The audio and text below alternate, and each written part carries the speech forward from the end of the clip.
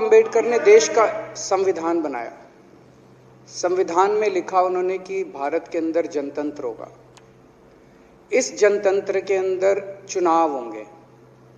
चुनाव में जनता वोट डालेगी। वोट डाल के जनता अपनी सरकार चुनेगी। वो सरकार लोगों के सपनों को पूरा करने के लिए काम करेगी। बीजेपी को ये पसंद नहीं है। बीजेपी नहीं चाहती चुनाव हो। बीजेपी चाहती है कि चुनाव खत्म हो जाए। चुनाव होने ही नहीं चाहिए। चुनाव गंदी बात है इनके हिसाब से। चुनाव गलत बात है इनके हिसाब से। एमसीडी के अंदर 15 साल इन्होंने जम के लूटा। लूटने के सारे दुनिया के रिकॉर्ड तोड़ दिए। गिनीज बुक वालों की मीटिंग चल रही है कि भारतीय जनता पार्टी का नाम आने वाला है गिनीज बुक के अंदर एमसीडी का और बीजेपी वालों का। शानदार इन्होंने परफॉर्मेंस किया है। 15 साल के अंदर इन्होंने लूटने में कोई कसर नहीं छोड़ी। लूटने के बाद जब जनता में त्राही त्राही मच गई, लोग दुखी हो गए 15 साल के इनके शासन के बाद, और जनता ने मन बना लिया कि इस बार इनको मजा चखाएंगे और गुस्सा जाहिर करेंगे।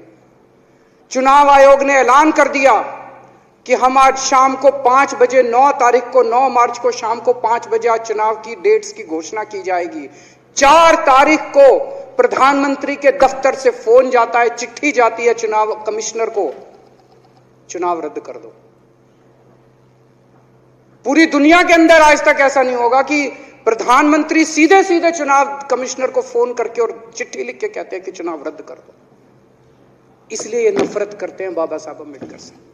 ये कहते हैं बाबा साहब अम्बेडकर नहीं होता तो जनतंत्र नहीं होता इस देश के अंदर। कल एक बीजेपी का बड़ा नेता मिला, बोला जी मैंने तो अपने बीजेपी के बड़े नेताओं को बोल दिया ये चुनाव का चक्कर छोड़ो, एमसीडी में भी एनडीएमसी जैसा कर दो। मैंने कहा इसका क्या मतलब? वो बोले जैसे एनडीएमसी में चुनाव ही नहीं होते, एनडीएमसी में केंद्र सरकार नॉमिनेट कर देती है।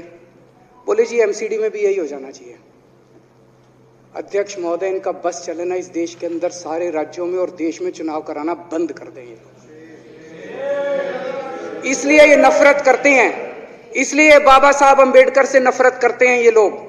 बाबा साहब अम्बेडकर चुनाव की प्रक्रिया रख के गए थे, इनका बस चले तो ये चुनाव कराना बंद कर दे। कह रहे हैं हम तीनों एमसीडी को यूनिफाई करना चाहते हैं। अरे 7 साल थे तुम्हारे पास, सो रहे थे क्या 7 साल से? कहां थे तुम लोग 7 साल से? क्यों नहीं तुम लोग यूनिफाई करने के लिए पैसे चाहिए? क्यों नहीं तुम लोगों ने यूनिफाई किया 7 साल से?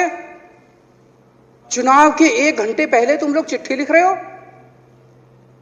अब सो के जागे हो कि अब यूनिफाई करोगे? तो यूनिफाई नहीं करना, चुनाव टालने हैं, क्योंकि हार रहे हैं।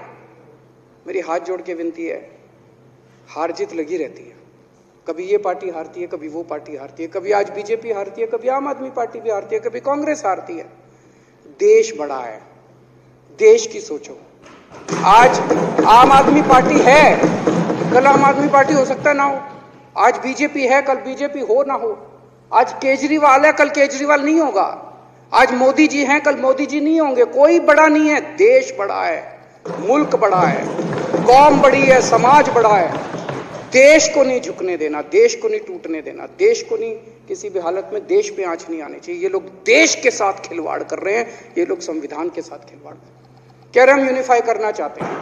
इन्होंने एक चिट्ठी लिख दी चुनाव आयोग को कि हम तीनों एमसीडी को यूनिफाई कर रहे हैं, इसलिए चुनाव टाल दो। चुनाव आयोग ने चुनाव टाल दिया। कल को दिसंबर में गुजरात के चुनाव हो रहे हैं। अब जनता कह रही है ये गुजरात हारेंगे। अब अगर ये गुजरात हारेंगे तो ये 10 दिन पहले चिट्ठी लिख देंगे चुनाव आयोग को कि भाई हम गुजरात को और महाराष्ट्र को एक कर रहे हैं, इसलिए गुजरात के चुनाव टाल दो। गुजरात के चुनाव टल जाएंगे। अगली बार ये लोकसभा हारेंगे, चिट्ठी लिख देंगे जी ये पार्लियामेंट्री फॉर्म ऑफ सिस्टम बड़ा खराब है, हम प्रेसिडेंशियल फॉर्म ऑफ सिस्टम ला रहे हैं, संविधान बदल रहे हैं, चुनाव टाल दो। चुनाव टल जाएंगे। ये क्या मजाक बना रखा है इन्होंने, नौटंकी कर रखी है इन्होंने। भारत जनतंत्र है, देश ये बर्दाश्त नहीं करने वाला जो इन्होंने नौटंकी कर रखी है। कहते हैं हम दुनिया की सबसे बड़ी पार्टी हैं। हम तो जी दुनिया की सबसे छोटी पार्टी हैं। फिर भी डर गए तुम लोग।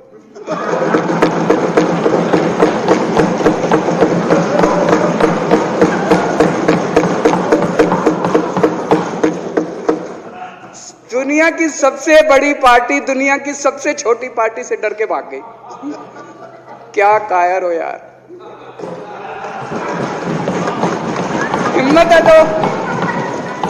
हिम्मत है तो चुनाव लड़के दिखाओ बीजेपी वालों, मान जाएंगे तुम। हिम्मत है तो चुनाव लड़के दिखाओ। कहते हो 56 इंच का सीना है, नहीं तो मान लो 56 इंच का सीना नहीं है, झूठ। नहीं तो मान लो कुर्ते के नीचे 56 इंच का सीना नहीं है, झूठ है ये। कल मैंने देखा, आपको भी बुरा लगा, मैं आपके कमरे में जब चाय पीने आया, आपने मेरे साथ अपना दुख शेयर किया कि जब एलजी साहब ने भाषण शुरू किया, ये सारे खड़े हो गए नारे लगाने। क्या कश्मीर फाइल्स टैक्स फ्री करो, और पीछे से 2 जने कह रहे थे दारू की दुकानें बंद करो। अब इनको भी नहीं पता आज नारे किस चीज के लगाने। ऊपर से आया तो था ऊपर से आया तो था, तो 2 जने कह रहे थे दारू की दुकान बंद करो, आगे वाले कह रहे थे कश्मीर फाइल्स टैक्स फ्री करो, फिर दूसरे वाले ने कहा बे आज कश्मीर वाला नारा लगाना है। तो जैसे रैलियां होती हैं, उसमें कुछ टीवी वाले माइक लगा देते हैं कि हाँ जी किस लिए आए हो, तो वो यूं यूं देखता है किस लिए।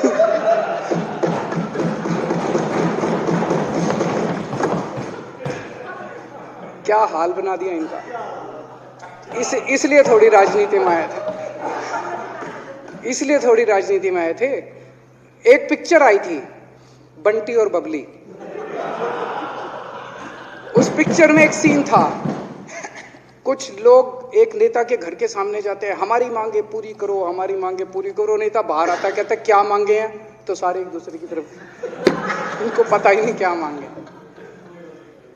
आज सारे देश की सारी भारतीय जनता पार्टी एक पिक्चर के पोस्टर लगा रही है गली गली में जाके। पूरी सारी भारतीय जनता पार्टी देश में एक पिक्चर के पोस्टर लगा रही है। इसलिए राजनीति करने आए थे, पिक्चरों के पोस्टर। अपने बच्चों को क्या जवाब दोगे? घर जाके बच्चे पूछेंगे पापा क्या काम करते हो? पिक्चरों के पोस्टर लगाता हूं।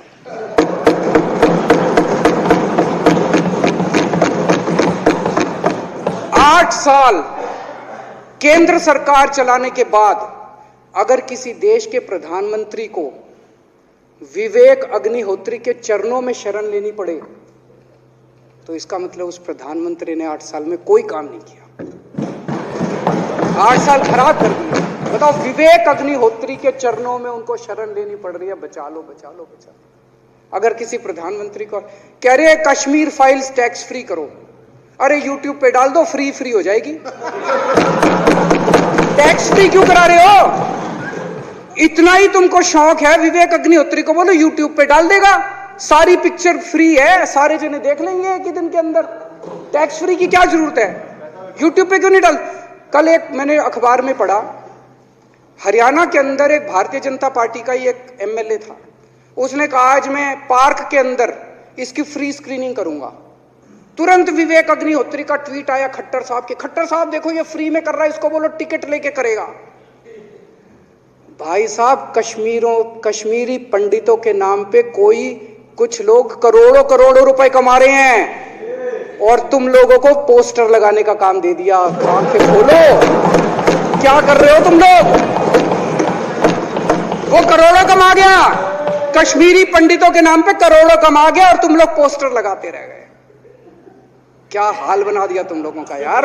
आंखें खोलो तुम लोग।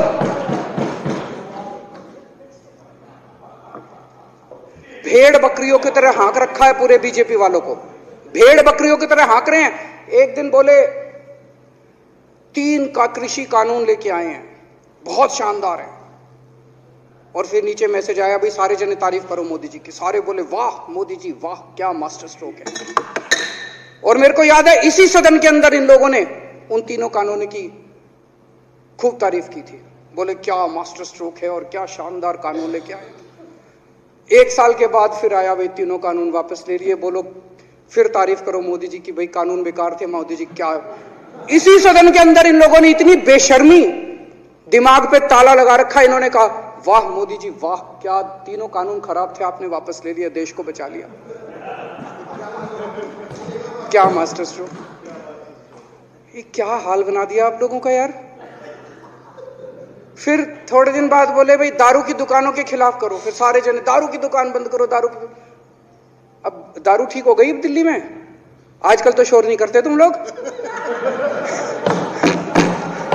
अब कश्मीर फाइल आ गई, पहले कृषि कानून, रोज काम दे रखा है तुमको, कुछ ना कुछ ऊपर से आ जाता है, काम दे रखा है। आप दारू की दुकान है।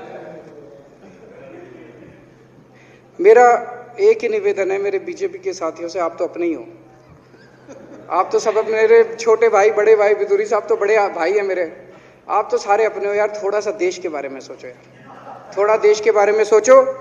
हिटलर भी जो था वो कम से कम अपने चमचों को नौकरी देता था, रोजगार देता था। इतिहास उठा के पढ़ो, उसने रोजगार तो दिया था। इन्होंने क्या दिया आपको? आपके बच्चों को नौकरी दी, आपके घर में कोई खाने पीने का इंतजाम करा, आपकी बिजली का इंतजाम करा। केजरीवाल काम आता है आपके भी घर की बिजली फ्री कर रखी है। दिल्ली के 12 लाख बच्चों को नौकरी दी है मैंने, स्कूल ठीक कर दिए, अस्पताल ठीक कर दिए। आपके घर में कोई बीमार हो, केजरीवाल दवाई पहुंचाता है, मोदी दवाई नहीं पहुंचाता। केजरीवाल काम आया।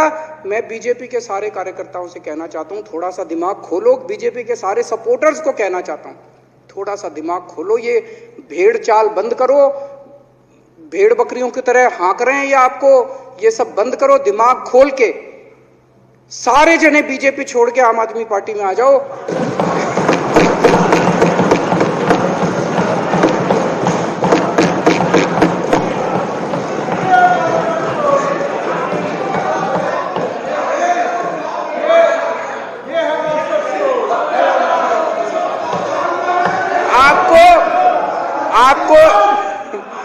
आपको इज्जत मिलेगी, सम्मान मिलेगा।